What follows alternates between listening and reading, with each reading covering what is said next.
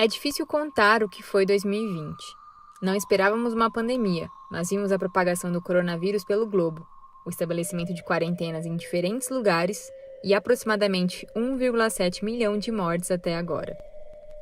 Na desaprovação pela opinião pública, 2020 é consenso mundial. Vamos relembrá-lo mês a mês. O ano começou com o receio de uma terceira guerra mundial, quando no dia 3 de janeiro, Donald Trump ordenou um ataque com drone que matou o general iraniano Qassem Soleimani. Um dos homens mais poderosos do país, seu funeral foi considerado o maior da história do Irã. Em seguida, no dia 7, autoridades chinesas informaram a identificação de um novo tipo de coronavírus. Essa era a resposta para os casos de uma pneumonia de origem desconhecida, que desde dezembro de 2019 tinha sido detectada na cidade chinesa de Wuhan. Foi o início da Covid-19. O mês de janeiro também foi bastante agitado para o Reino Unido. Primeiro com o anúncio de que o príncipe Harry e sua esposa Meghan renunciavam às funções de alto escalão da família real para buscar independência financeira nos Estados Unidos. 3, 2, 1... Ainda depois de 4 anos de acordos, no dia 31, o Reino Unido deixou a União Europeia, dando início a um período de transição de 11 meses. Já nos Estados Unidos, o final de janeiro foi marcado pela confirmação do primeiro caso de coronavírus fora da Ásia e pela morte de Kobe Bryant. O astro do basquete perdeu a vida em um acidente de helicóptero, que também vitimou sua filha Gianna e mais 7 pessoas. A arte brasileira da próxima década será heróica e será nacional. Aqui no Brasil, o então secretário especial da Cultura, Roberto Alvim, foi exonerado após declaração semelhante a uma do ministro da Propaganda de Adolf Hitler, durante o governo nazista.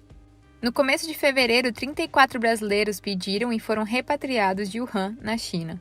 Eles ficaram 14 dias em quarentena na base aérea de Anápolis, em Goiás, e nenhum deles foi diagnosticado com a Covid-19. Enquanto isso, a Europa foi atingida pelo novo coronavírus, com Itália e Espanha se tornando os novos epicentros da doença no final do mês. O primeiro caso no Brasil, inclusive, foi detectado em São Paulo, no dia 26 de fevereiro, em um homem de 61 anos que tinha acabado de voltar de uma viagem para a Itália. Além do avanço do coronavírus, o mês de fevereiro foi marcado pela cerimônia do Oscar. O filme sul-coreano Parasita ganhou nada mais do que 4 estatuetas, entre elas a de melhor filme do ano. Fato inédito por ser um longa não falado em inglês.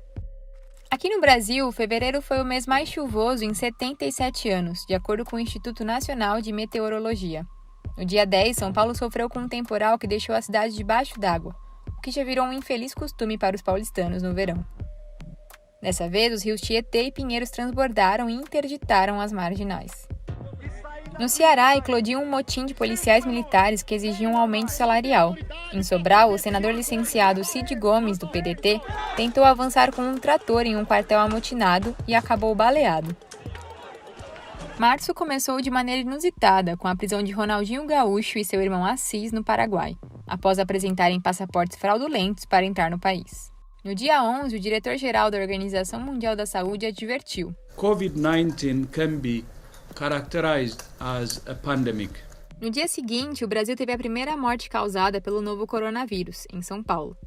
Em 24 de março, todo o estado entrou em quarentena, decretada pelo governador João Dória. Nessa época, o presidente Jair Bolsonaro discordava das medidas de isolamento social e travava embates com seu próprio ministro da Saúde, Luiz Henrique Mandetta. Depois da facada não vai ser uma gripezinha que vai me derrubar não, tá ok? Enquanto isso, Nova York sofria com o aumento da disseminação do coronavírus, se tornando o novo epicentro da Covid-19 nos Estados Unidos. Ainda em março, a economia mundial sentiu o impacto da pandemia e os principais índices de ações tiveram fortes perdas com o fechamento das atividades. Em Nova York foi registrado o pior pregão desde 1987.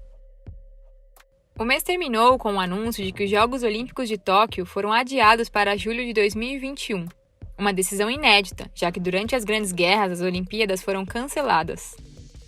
Abril marcou o início do pagamento do auxílio emergencial aos trabalhadores informais e a demissão do então ministro da Saúde, Luiz Henrique Mandetta. Mas para o final do mês foi a vez do então ministro da Justiça renunciar ao cargo. Sérgio Moro deixou o governo acusando Bolsonaro de tentar interferir politicamente no comando da Polícia Federal. O caso levou o ministro do Supremo Tribunal Federal, Celso de Mello, a determinar a abertura de inquérito contra o presidente. Em Manaus, a rede hospitalar entrou em colapso e a cidade teve de recorrer a valas comuns para enterrar as vítimas da Covid-19. Uma situação semelhante foi vista no Equador, especialmente na cidade de Guayaquil, onde a curva de mortes aumentou muito rápido. Carros de transporte de caixões formavam filas nas portas dos hospitais e cemitérios. Menos de um mês após assumir o Ministério da Saúde no lugar de Mandetta, Nelson Taites se demite por divergências com Bolsonaro. No auge da pandemia, ele é substituído interinamente pelo general Eduardo Pazuello. Eu, por mim, botava esses vagabundos todos na cadeia, começando no STF. O mês de maio também trouxe a queda do então ministro da Educação, Abraham Weintraub, que depois seria indicado por Bolsonaro para a diretoria executiva do Banco Mundial. Nos Estados Unidos, George Floyd, um homem negro de 46 anos, foi morto após um policial branco usar o joelho para imobilizá-lo e asfixiá-lo, mesmo com os avisos persistentes de Floyd de que não conseguia respirar. O movimento Black Lives Matter, Vidas Negras Importam em português, ganhou força em 2020 e mobilizou uma onda de protestos contra o racismo e a violência policial, em diversas cidades dos Estados Unidos e do mundo. Junho foi marcado pela reabertura do comércio na cidade de São Paulo, com funcionamento de 4 horas e lotação máxima de 20%. Além disso, a pergunta "Cadê o Queiroz?" foi finalmente respondida no dia 18, quando Fabrício Queiroz foi preso preventivamente em Atibaia, na casa de Frederic Wassef, então advogado da família Bolsonaro. Queiroz é investigado em suposto esquema de rachadinha na Assembleia Legislativa do Rio, quando era assessor do então deputado estadual Flávio Bolsonaro. No dia 20, o Brasil atingiu a marca de 50 mil mortes pelo novo coronavírus. Em julho, uma expressiva maioria na Rússia aprovou a reforma constitucional promovida pelo presidente Vladimir Putin. Entre as mudanças, a principal delas abre caminho para que Putin permaneça no poder até 2036, o que críticos apontam como uma presidência vitalícia. Aqui no Brasil, Bolsonaro é diagnosticado com a Covid-19 e se empenha na defesa da cloroquina, medicamento sem eficácia científica comprovada. No começo de agosto, o Líbano foi abalado por uma explosão em um armazém onde estavam guardadas, há anos, toneladas de nitrato de prata, um material extremamente instável. Cerca de 6 mil pessoas ficaram feridas, 300 mil desabrigadas e 190 morreram. O país, que já vivia uma crise política, se viu em uma situação ainda pior com a tragédia. No Brasil, batemos a marca de 100 mil mortes no dia 8 de agosto. No dia 21, pela primeira vez, todas as regiões do estado de São Paulo estavam fora da fase vermelha do plano de flexibilização da quarentena, o que significou a reabertura do comércio e serviços não essenciais com restrições. Na economia mundial, mesmo com a crise, o setor de tecnologia conseguiu se destacar. Em agosto, a Apple se tornou a primeira empresa americana com valor de mercado superior a 2 trilhões de dólares, uma quantia maior que o PIB do Brasil. Agosto terminou com uma morte que pegou o mundo de surpresa. Aos 43 anos, Chadwick Boseman, que encantou uma geração como protagonista do filme Pantera Negra, morreu de um câncer de cólon, que nunca havia sido anunciado publicamente. Setembro começou com o lançamento da nota de R$200 e com as praias do Rio lotadas no feriado da Independência, como se não estivéssemos vivendo uma pandemia. Porém, o que ganhou mais destaque neste mês foram as maiores queimadas que o Pantanal já sofreu nos últimos tempos. Segundo especialistas, elas são consequência de uma combinação de incêndios criminosos com um desequilíbrio hídrico e climático. O resultado foi que em 2020 o Pantanal virou um cemitério de animais a céu aberto, com dezenas deles carbonizados. Enquanto isso, a costa oeste dos Estados Unidos sofria com incêndios. Para especialistas, os incêndios nos Estados Unidos estão relacionados ao aquecimento global, que agrava a seca crônica da região e provoca condições climáticas extremas. O mês ainda terminou com a triste marca de 1 milhão de mortes no mundo causadas pelo novo coronavírus. E outubro começou com o Brasil chegando a 150 mil mortes pela Covid-19. No final de outubro, a Europa vivia uma segunda onda de contaminação da Covid-19 e várias nações precisaram voltar a decretar medidas de contenção do vírus, como França, Alemanha e Reino Unido. A França também sofreu com 2 ataques terroristas. Um deles aconteceu em Nice, quando um homem entrou armado com uma faca na Catedral Notre-Dame de Assunção e matou 3 pessoas. Entre as vítimas estava a brasileira Simone Barreto Silva, baiana de 44 anos e mãe de 3 filhos que vivia no país há mais de 30 anos. Simone foi ferida a facadas e morreu num restaurante onde, ensanguentada, tentou se refugiar, quase em frente à catedral. Make America respected around the world again. Depois de longos dias de apuração, Joe Biden foi eleito novo presidente dos Estados Unidos. Por causa da pandemia, milhões de americanos votaram antecipadamente por correio, sobretudo os democratas. Trump se recusou a aceitar a derrota, alegou fraude nas eleições sem apresentar provas e recorreu à justiça, mas nela sofreu mais uma derrota. Oficializado o resultado, Kamala Harris se tornou a primeira mulher negra de origem asiática na história dos Estados Unidos a ocupar a vice-presidência. But while I may be the first woman in this office, I will not be the last. Enquanto isso, no Brasil, o Amapá sofria com um apagão de energia. Tudo começou com um incêndio que destruiu os 3 transformadores que levavam luz à maior parte da população do estado. 13 dos 16 municípios ficaram no escuro, incluindo a capital Macapá.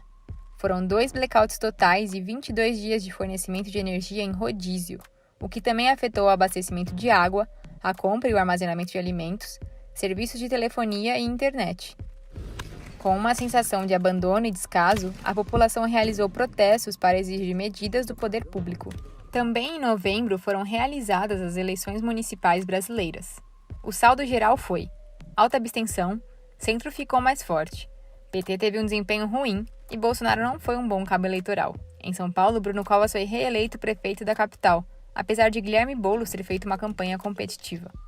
Na véspera do Dia da Consciência Negra, João Alberto Freitas foi brutalmente espancado e morto por um segurança e um policial em uma unidade do Carrefour em Porto Alegre. A violência do assassinato trouxe indignação e diversos protestos contra o racismo foram realizados. O final do mês de novembro também trouxe tristeza para o futebol. O ídolo mundial Diego Maradona sofreu uma parada cardiorrespiratória e faleceu. Na Argentina, onde muitos o consideram um deus, seu velório reuniu milhares de fãs, mesmo com a pandemia. Maradona foi campeão do mundo em 1986, quando marcou seu gol mais famoso e polêmico, a mão de Deus. Depois de 9 meses de pandemia e uma corrida para o desenvolvimento de vacinas, o mês de dezembro trouxe esperança. O Reino Unido foi o primeiro país do Ocidente a começar um programa de imunização, depois de autorizar a vacina da farmacêutica americana Pfizer em parceria com o laboratório alemão BioNTech. Enquanto isso, no Brasil, o governador de São Paulo, João Dória, tomou a dianteira e anunciou um plano estadual de vacinação. Com previsão de início em 25 de janeiro, serão usadas doses da vacina Coronavac, que é desenvolvida pelo laboratório chinês Sinovac, em parceria com o Instituto Butantan. Alvo de muita pressão e críticas, o Ministério da Saúde finalmente detalhou um plano nacional de imunização no dia 16, incluindo doses das vacinas de Oxford, Pfizer, Coronavac, Janssen e do consórcio COVAX Facility. Até o momento, nenhuma vacina recebeu autorização emergencial da Anvisa para ser aplicada no país. Para que essa ansiedade, essa angústia? Nós somos a referência na América Latina. O Brasil vive agora uma alta de casos que é característica da segunda onda, e a estimativa do governo federal é começar a imunização em meados de fevereiro de 2021, mas sem uma data cravada. Já o governo de São Paulo adiou pela 4ª vez a divulgação da taxa de eficácia da Coronavac, que estava prevista para o dia 23, afirmando que ela é superior ao índice mínimo exigido para aprovação. No mundo, 2 variantes mais transmissíveis do coronavírus foram detectadas, uma no Reino Unido e outra na África do Sul. O ano pelo menos termina com programas de vacinação tendo iniciado nos Estados Unidos, em diversos países europeus e nos nossos vizinhos latino-americanos México e Chile.